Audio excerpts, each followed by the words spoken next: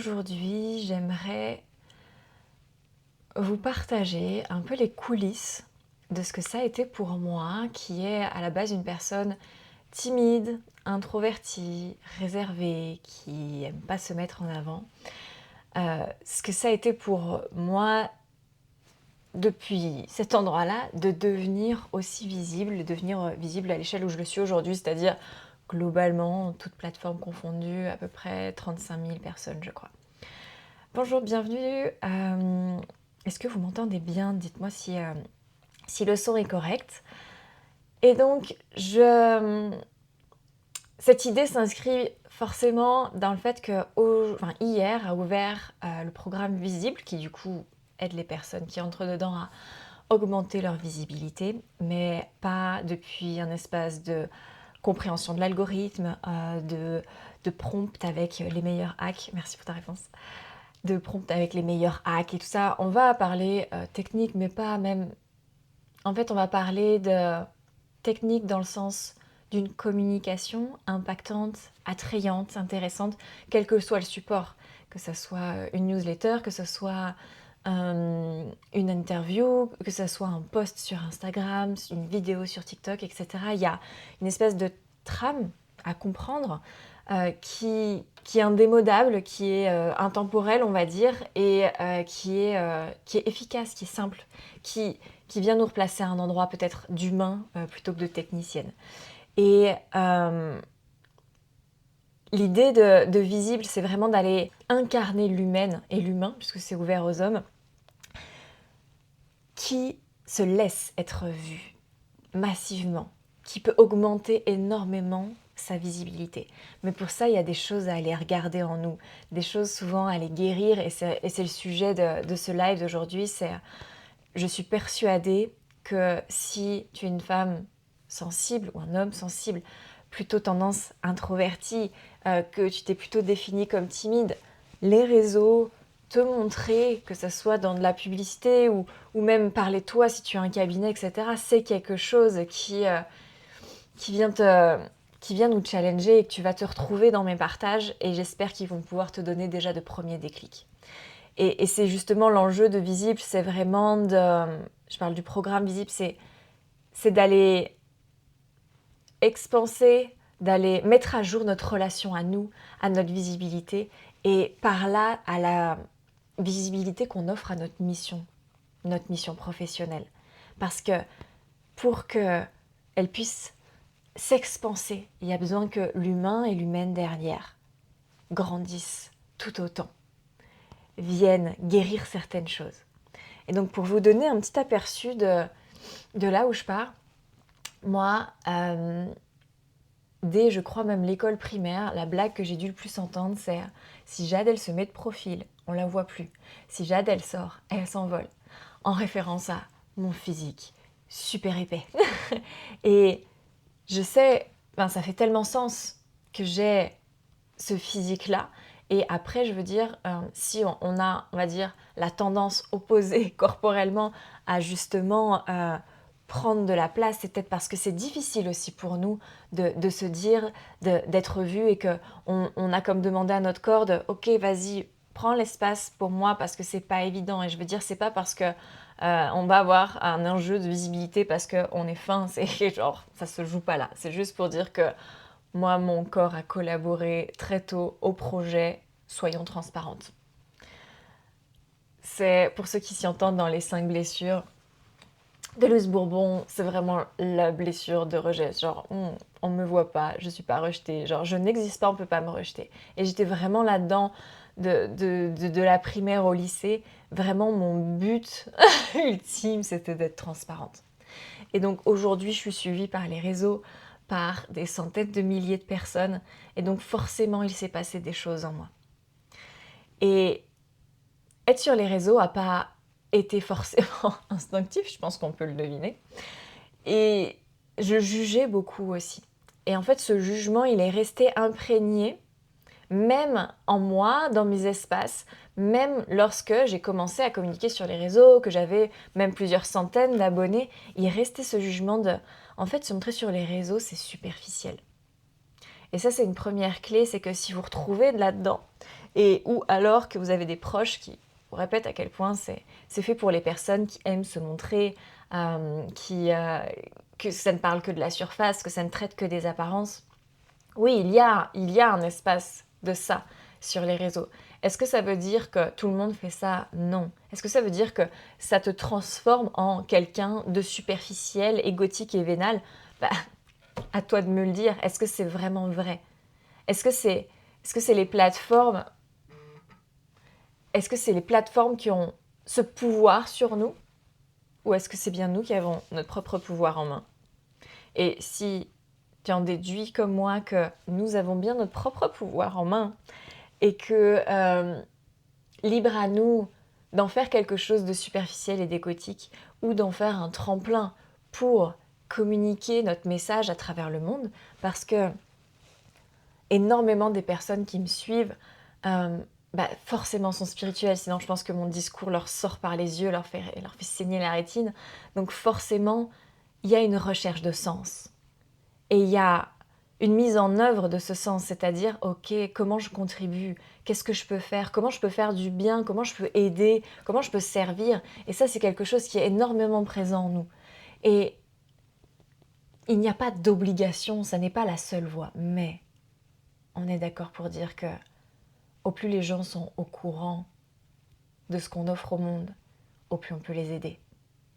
Qu'ils rentrent ou pas dans nos services. C'est ça aussi toute la beauté des réseaux, c'est que ou du fait de communiquer. Je veux dire, ça, je m'adresse autant à une personne qui a envie de donner des conférences, qui a envie d'offrir des stages. C'est qu'à un moment, il faut qu'on nous voit.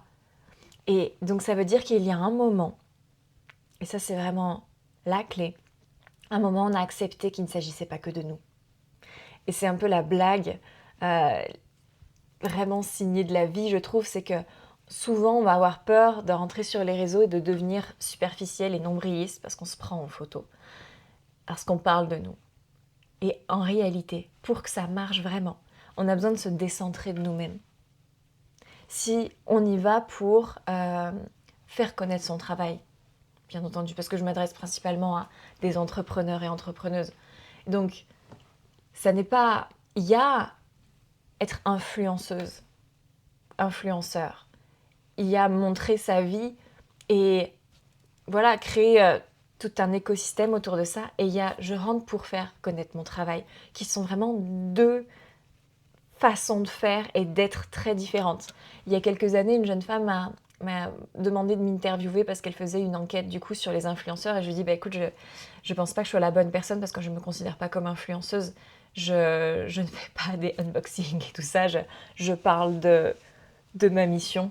Je parle de ce qui fait tellement profondément sens pour moi.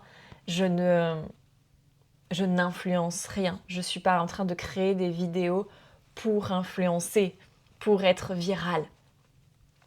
Et là-dedans se cache aussi d'ailleurs un petit piège à la viralité, à la visibilité, une excuse dont je me suis beaucoup servie, c'était moi je suis pas là pour être créatrice de contenu, c'est pas mon métier.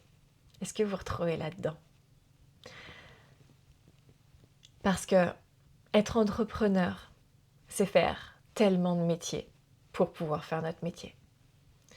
Si tu en es à cet endroit où tu as une société, et même si tu es en auto-entreprise, tu dois faire de la compta. Parce que c'est ton métier. Et souvent, en tant que personne spirituelle, c'est très très loin de notre métier. Et le fait de rendre visible notre travail fait partie intégrante de notre métier. Lorsqu'on est salarié, on n'a pas besoin d'aller chercher le travail, on vient exécuter une tâche à l'intérieur d'un écosystème qui est aller chercher le travail et la visibilité. Et nous, on exécute des tâches à l'intérieur. Et donc, on a ce référentiel de salarié qui se dit, en fait, mon travail, c'est vraiment faire une tâche spécifique. Mais en fait, en tant qu'entrepreneur, ça ne marche pas comme ça. En tant qu'entrepreneur, j'ai quelque chose à offrir au monde, j'ai une mission, j'ai une casquette, certes, j'ai une expertise dans quelque chose. Mais ça va inclure que je fixe un prix, ça va inclure que je rende ça visible, que les gens sachent que ça existe, de le faire connaître donc. Ça va inclure une posture un peu plus de CEO, c'est-à-dire peut-être que je vais gérer des gens ou des prestataires, soit des salariés ou des prestataires, des partenariats. Et je vais devoir le faire de façon intelligente pour pour faire fructifier l'entreprise. Et ça n'a rien à voir souvent avec notre expertise centrale. Je veux dire, moi, je suis spécialiste en refus d'incarnation. Est-ce qu'il y a un rapport? Aucun. Encore, on peut en trouver. Mais la visibilité fait partie de notre travail quand on est entrepreneur. Et attention à tous ces endroits où on vient un peu se cacher derrière, de dire « Ouais, je ne suis pas créatrice de contenu ». Si tu as choisi les plateformes de réseaux sociaux pour faire expanser ton travail, pour qu'il soit vu, alors si ça fait partie de ton travail en tant qu'entrepreneur, entrepreneuse, pas en tant qu'experte dans le domaine que tu es, mais ça fait partie de ton travail. Et je trouve qu'on dénigre beaucoup les réseaux sociaux. Et en fait, si on veut être visible sur les réseaux sociaux et qu'on les dénigre, il y a un problème. Parce que c'est la même histoire avec l'argent. Si j'ai plein de croyances limitantes au sujet de l'argent, comment est-ce que je peux prétendre à l'attirer dans ma vie énergétiquement? Si je pense qu'il fait du mal, qu'il rend mauvais, comment il peut venir à moi? Genre, la vie nous veut du bien, elle va pas nous envoyer un truc qu'on déteste, qu'on mésestime. C'est la même chose pour les réseaux sociaux. Si je me dis que c'est vraiment superficiel, que c'est compliqué, qu'on est noyé dans la masse, que l'algorithme est contre nous, comment est-ce qu'on peut nous envoyer des gens via ce médium-là? Bah, énergétiquement, ça ne matche pas. Alors que, en fait, ce qu'il y a de magique, alors je parle beaucoup des réseaux sociaux, mais encore une fois, cette mécanique que je décris, elle fonctionne tout autant si tu as envie de te rendre visible, je ne sais pas, dans des salons, en donnant des conférences. Je veux dire, être dans du présentiel, ça fonctionne, c'est la même mécanique. Si tu es en train de détester les salons bio et que tu veux te faire connaître via ces salons, il y a un problème. Et ce qu'il y a de magique, je trouve, pour les réseaux sociaux, c'est que on est connecté au monde entier. Il n'y a pas de limite. Je veux dire, Joe Dispenza a des réseaux sociaux. Tony Robbins a des réseaux sociaux. Ces hommes et ces femmes connus qui aident énormément, qui sont très connus, Ama a des réseaux sociaux, ont les mêmes opportunités que toi. Tu as les mêmes opportunités qu'eux. C'est fou quand même. C'est gratuit, c'est accessible et c'est à ta portée.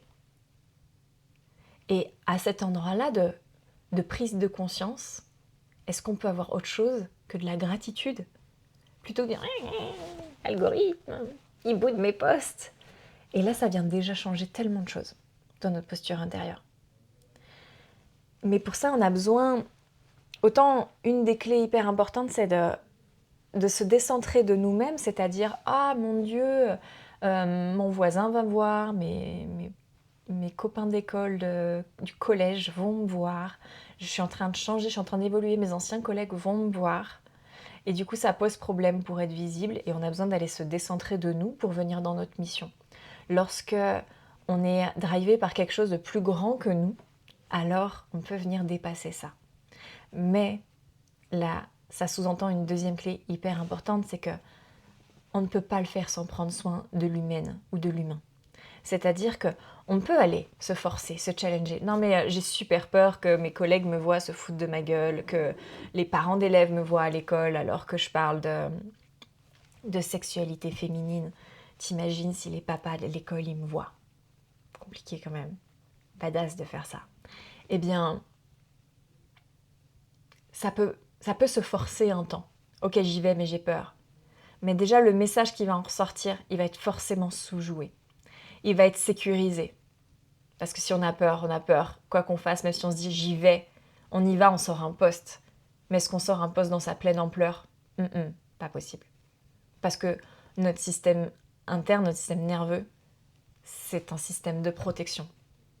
Et donc, si j'arrive à pousser mon système de protection pour dire j'y vais quand même, aucun moyen que les mots qui sortent de ta bouche soient à la hauteur de ta mission à cet endroit-là. Et si on arrive à se pousser quand même et à quand même chaque jour être visible, faire nos posts, prospecter, etc., il y a forcément un effet boomerang. Parce que un système de protection, un système nerveux, ça ne se force pas. Il y a un moment où il y a un retour en arrière. Burnout, shutdown, genre je veux plus jamais me voir, j'ai eu le commentaire de trop et en fait je m'étais tellement forcée. Si en plus il y avait un commentaire sarcastique, bah, c'était beaucoup trop. Si en plus il y avait une vague de commentaires avec des critiques, plus personne. Pas possible de faire ça. Même si on se dit je suis non plus grand que moi. Ce qui veut dire que la deuxième clé hyper importante, c'est de venir prendre soin de nos blessures, soin de notre humaine. En fait, ce qu'on cherche, c'est vraiment à ce que tout notre système collabore. Que émotionnellement, système nerveusement parlant, et même au niveau de notre âme, il y a un vrai feu vert. Et là, la visibilité devient facile. Ça devient évident. Je peux pas dire que ça devient vraiment confortable, mais c'est pas vraiment un enjeu. Et c'est vraiment là où j'ai envie de vous amener. C'est-à-dire que oui, il y a des hacks, oui, il y a des façons de faire, des effets visuels et tout ça, mais t'as déjà essayé comme moi de faire des bonnes accroches, des accroches visuelles avec des petits effets dans tes reels. Est-ce que c'est ça qui a fait que c'est devenu viral? Non, parce que ça suffit pas. Parce que il y a ce qui porte le message énergétiquement.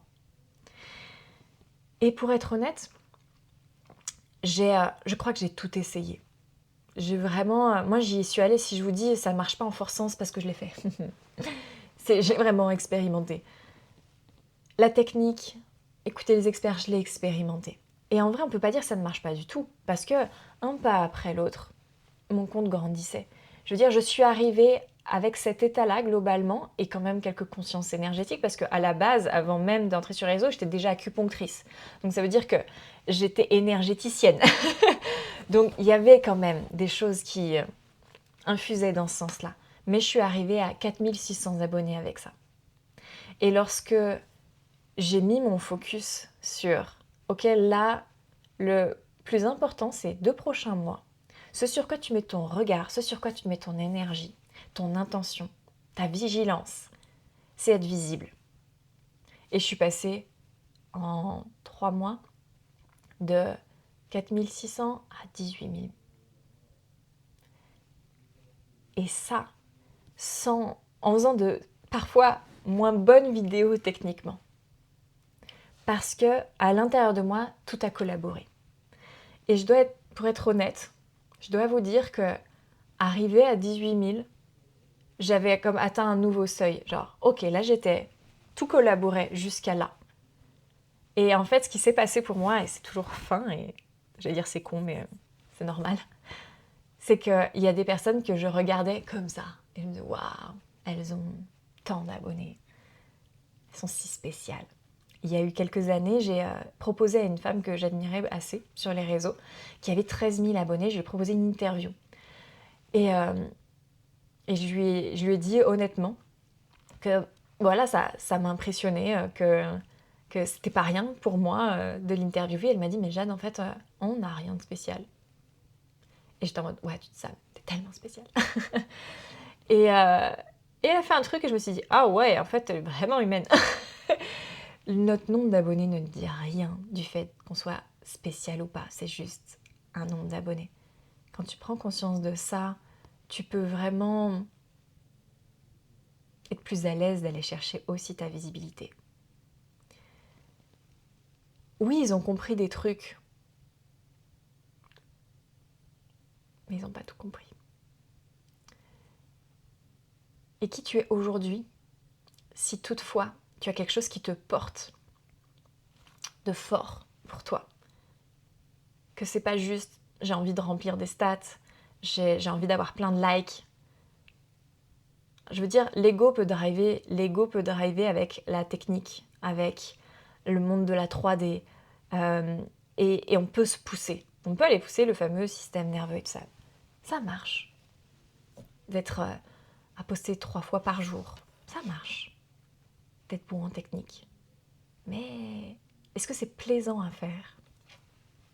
En tout cas, le passage que moi je vous propose, c'est que ce soit plaisant à faire, que ce soit hyper aligné et que ce soit simple. Simple, ça ne veut pas dire que ça se maîtrise en un claquement de doigts. Ça ne veut pas dire qu'il ne va pas y avoir des challenges, des endroits de friction. C'est juste que quand tu as trouvé cet endroit, les choses peuvent se débloquer d'un coup, comme ça l'était pour moi. Et justement, avec ce nouveau palier que j'ai atteint, j'ai pas refait le travail. Je suis pas allée chercher de la visibilité. Je me suis dit, on est bien là, on est cosy à 18 000 sur Insta, 13 000 sur TikTok, 2 000 YouTube, 3 000 Facebook, que sais-je. On est bien là, suffisant. Mais quand même pas aller voilà. Je vais pas aller trop me challenger, je vais quand même pas aller me déranger. C'est ouf déjà ça. Parce que j'ai dépassé le nombre d'abonnés des personnes qui étaient si spéciales. Genre, qu'est-ce qu'il pourrait y avoir de plus? Et donc, j'ai laissé ça un peu de côté depuis janvier, depuis le début de l'année, ce qui commence à faire quelques mois. Et là, j'ai juste eu envie de jouer et de me dire, en fait, je sais comment faire, je sais exactement comment faire. Je vais y retourner. Là, ça recommence à me titiller. Et par jeu. Et ce que j'ai eu comme idée, c'est de le faire avec vous. Du coup, en parallèle du programme visible, il y aura le grand challenge visibilité, où en fait, je vais vous donner... Il y aura un côté plus formel d'enseignement avec les lives, vous pouvez me poser vos questions, vous aurez du coaching sur cet espace-là. Et dans le challenge, c'est ok, on commence par ça, je le fais avec toi. Qu'est-ce que ça ressort? Qu'est-ce que ça montre? Et on va être du coup tous ensemble portés à faire la même chose.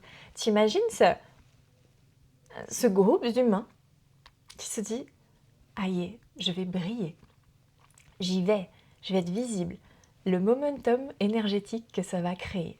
Et je me suis dit, mais en fait, ça va être trop bon de faire ça. Et donc, voilà, pendant un mois, en parallèle de ce programme qui va rester ouvert, les accès sont dispo pendant un an, pendant un mois, on le fait ensemble, où je vous donne mon feedback. Bon, là, je l'ai testé comme ça n'a pas marché, j'avais pas vu ça. Qu'est-ce que je viens regarder? Qu'est-ce que je viens ajuster? Pour que vous puissiez vraiment aller calquer, rentrer dans le cerveau de quelqu'un qui l'a fait, et puis le transposer à votre réalité. Moi, je ne connais rien de plus puissant. Moi, j'ai jamais autant accéléré, quel que soit l'endroit de mon business ou même de ma vie, que quand j'étais en présence de quelqu'un qui gérait ça. Parce qu'il y a... Est-ce que j'ai vraiment besoin de vous l'expliquer? Est-ce que vous avez des questions d'ailleurs? Parce qu'il y a tellement de choses sur lesquelles on vient s'encombrer, perdre du temps, qui ne sont pas nécessaires, alors qu'on pourrait mettre notre énergie sur ce qui compte. Mais comment savoir ce qui compte quand on ne l'a jamais fait? Eh bien, on a besoin d'aller voir quelqu'un qui sait faire. Et au plus on... Tu sais, c'est facile par mimétisme. C'est comme moi, j'ai une enfant, je la vois, on le dit et je le vérifie. Je peux lui dire ce que je veux. Oui, je vois bien qu'elle capte des trucs. Mais ce qu'elle capte beaucoup plus, c'est ce que je fais, qu'elle copie. Je peux lui dire, là, ça fait quelques mois que notre truc, c'est, allez, quand même, on l'a peut-être un peu trop auto-centré. Maintenant, on va installer les formules de politesse. Franchement, on peut lui répéter, faire en mode, non, je bouge pas, vas-y, il manque un truc. Que me questionne, c'est vraiment pertinent, mais les expertes en éducation positive, j'attends vos réponses. Mais c'est long, c'est pas évident, ça fait pas forcément sens. Cela dit, on dit beaucoup merci. Mais par contre, je vois qu'il y a des moments où je m'énerve, où j'ai eu un ton sec. Et je retourne la voir après, et je me mets à sa hauteur, et je lui dis, tu sais, je suis désolée, j'aurais pas dû te parler comme ça. En fait, j'étais agacée par ça. Et c'est aussi en lien avec le fait que j'ai d'autres soucis là de ce côté-là. En fait, t'y es pour rien, et surtout, au-delà du fait que j'étais pas d'accord avec ce que t'as fait, j'aurais pu te le dire gentiment. Je suis désolée. Et ça, je lui ai jamais expliqué. Je lui ai jamais dit quand on a crié, quand on a fait ça, on retourne s'excuser parce que je conceptualise ça comme c'est mon job d'adulte. Je me suis pas dit c'est son job d'enfant. Et je suis toujours étonnée quand elle pète un boulon, puisque un enfant n'est pas dans cette maîtrise émotionnelle qu'un adulte est censé avoir et qu'un adulte galère déjà tant à avoir, de la voir revenir vers moi et dire « Maman, je suis désolée, j'aurais pas dû crier. » Ben, c'est la même chose quand on veut apprendre quoi que ce soit de nouveau. Vous avez lu des milliers de conseils à ce sujet sur les réseaux, dans les bouquins. Est-ce que c'est ça qui a transformé? Non. Marchez à côté de quelqu'un qui vous livre tout, qui vous explique toutes ces petites finesses. Oui, un hack ça compte. Un hook ça compte, pardon. Mais comment? Comment on le fait? Pourquoi? Qu'est-ce qu'on regarde? Pourquoi le hook de machin qui est viral ne fonctionne pas sur moi? Qu'est-ce qu'il y a derrière à les regarder? Ben, c'est ça qui change tout. Je crois que j'ai fait globalement le tour. J'espère surtout, en fait, avec cette intervention, c'est lever ces croyances comme quoi il faut être quelqu'un de spécial, quelqu'un de pas comme soi. Et ce que je peux humainement témoigner, c'est que déjà, introverti, perché spirituel, plutôt timide, à la base, je crois que j'ai quand même bien transcendé ça, mon système nerveux s'est vraiment mis à l'aise avec le fait que je pouvais ne pas être parfaite, pas réussir du premier coup, du coup, la pseudo-timidité qui est en fait juste une réaction de survie, ben c'est vrai qu'elle s'est quand même pas mal envolée. Mais à la base, je l'étais. Eh bien, on peut être massivement vu, suivi.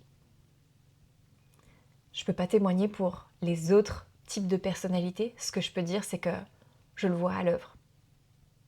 Que les grandes gueules, que les superficiels, que les petits, les grands, les gros, les maigres, les beaux, les moches, ont tous leur chance d'être vraiment visibles.